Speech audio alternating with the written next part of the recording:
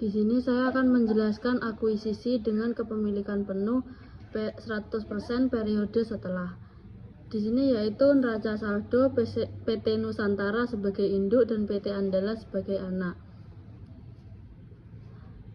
Jadi soalnya yaitu selama tahun berjalan PT Andalas membagikan dividen sebesar 100 juta dan melaporkan laba bersihnya 250 juta. PT Nusantara sebagai entitas pemilik PT Andalas mencatat transaksi tersebut sebagai berikut. Yang pertama yaitu mencatat penerimaan dividen pada PT Andalas. 100 juta ini dapat dari soal PT Andalas membagikan dividen dikali 100% akuisisi. Jurnalnya yaitu kas terhadap investasi pada PT Andalas sebesar 100 juta. Yang kedua yaitu mencatat pengakuan penghasilan dari PT Andalas sebesar 250 juta dari melaporkan laba bersih sebesar 250 juta dikali 100% akuisisi. Jurnalnya yaitu investasi pada PT Andalas terhadap bagian laba atas PT Andalas sebesar 250 juta.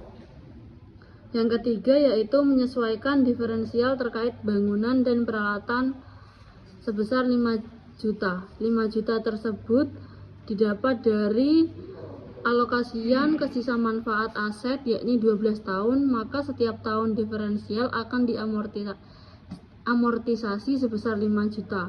5 juta itu dapat dari 60 juta dikali 12 tahun. Jadi 5 juta ini diferensialnya kemudian dikali 100% akuisisi. Jurnalnya yaitu investasi pada PT Andalas terhadap bagian laba atas PT Andalas sebesar 5 juta. Yang keempat yaitu mencatat penurunan nilai goodwill 25 juta itu dari soal awalnya goodwill 100 juta kemudian terjadi penurunan sebesar 25 juta. 25 juta dikali 100% akuisisi. Jurnalnya yaitu investasi pada PT Andalas terhadap bagian laba atas PT Andalas sebesar 25 juta. Selanjutnya yaitu perhitungan jurnal eliminasi periode 31 Desember 2015.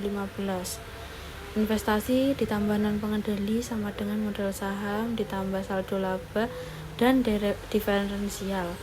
Saldo 1 Januari 2015 rasionya yaitu 100 dari akuisisi, kemudian investasi 1.605 dari modal saham 800 juta ditambah saldo laba 550 juta dari neraca, kemudian diferensial tanah 210 juta dari neraca, bangunan 60 juta dari neraca, kemudian akumulasi penyusutan bangunan 5 juta dari diferensial terkait bangunan dan peralatan 5 juta.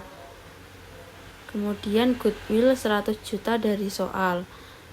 Laba bersih 250 juta dari soal, dividen 100 juta dari soal, penyesuaian 20 juta itu dari goodwill 100 juta mengalami penyusutan 25 juta sehingga 25 juta ini dikurangi 5 juta sehingga penyesuaiannya 20 juta. Saldo 31 Desember 2015 1.735 juta, modal sahamnya 800 juta, saldo labanya 700 juta, tanah 210 juta, bangunan 60 juta, akumulasi penyusutannya 10 juta dan goodwillnya 75 juta. Selanjutnya yaitu mengeliminasi pengakuan penghasilan dari PT Andalas. Bagian laba atas PT Andalas 230 juta itu dari laba bersih 250 juta dikurangi penyesuaian 20 juta. Dividen diumumkan 100 juta itu dari tabel. Kemudian investasi pada PT Andalas 130 juta itu dari bagian laba atas PT Andalas 230 juta dikurangi dividen diumumkan 100 juta sehingga investasi pada PT Andalas 130 juta. Kemudian mengeliminasi saldo awal investasi saham biasa PT Andalas 800 juta itu dari modal saham, kemudian saldo laba 550 juta dari saldo laba di atas, kemudian diferensial tanah dikurangi bangunan ditambah 5 juta akumulasi penyusutan ditambah 100 juta goodwill. Kemudian investasi pada PT Andalas yaitu 1.605 juta. Kemudian mengeliminasi pengalokasian diferensial. Tanah 210 juta dari tabel, goodwill 100 juta dari tabel, akumulasi penyusutan bangunan dan peralatan dari tabel. Kemudian bangunan dan peralatan 60 juta pada kredit, diferensial 255 juta dari tabel di atas tadi, tanah dikurangi bangunan ditambah akumulasi penyusutan ditambah goodwill. Kemudian yaitu mengeliminasi pengakuan beban penyusutan aset teridentifikasi.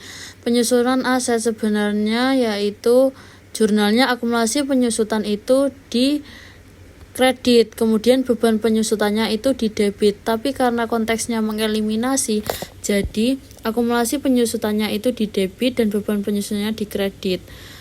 Akumulasi penyusutannya 5 juta dan beban penyusutannya 5 juta di kredit. Yang kemudian mencatat penurunan nilai goodwill, kerugian penurunan nilai terhadap goodwill sebesar 25 juta. Selanjutnya yaitu kertas kerja konsolidasian periode 31 Desember 2016. Di sini ada akun raca saldo dan jurnal eliminasi.